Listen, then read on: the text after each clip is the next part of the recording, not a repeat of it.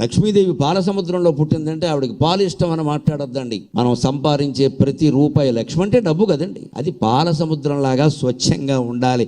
దానికి నల్లని మరకలు అంటద్దు, పాపాల సముద్రంలో పుట్టద్దు. ప్రతి రూపాయి, ఒక్క రూపాయి మన చేతిలో ఎవరైనా పెట్టారంటే ఇది ఎలా వచ్చింది, దీనికి సరిపడా నేను కష్టపడ్డానా లేదా అని ఆలోచించాలి. ఎవరికైనా సరే మనం కోట్ల రూపాయల్లో అనవసరంగా సన్మానాలు చేసామంటే నన్ను మన్నించుగాక వారిని మీరే చెడగొడుతున్నారు. అర్హతను బట్టే ఇవ్వాలి, తగినంతే ఇవ్వాలి. దానికంటే 10 రూపాయలు ఎక్కువ ఇస్తే పర్వాలా, 10 లక్షలు ఎక్కువ ఇవ్వకూడదు. అప్పుడు మనం ఆలోచించుకోవాలి. పుచ్చుకున్నవాడు కూడా నిజమే, నేను 10,000 పుచ్చుకున్నా, 10,000కి సరిపడే కష్టం నేను పడ్డానా, మంచిది పుచ్చుకో. అది లక్ష్మీదేవి.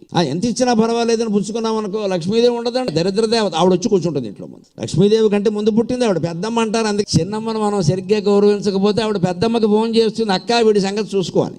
ఆ అక్క వచ్చి కూర్చుంటుంది ఇంట్లో. ఇక్కడ అంచేత సంపాదన విషయంలో ప్రతి ఒక్కరూ చాలా జాగ్రత్తగా ఉండాలి.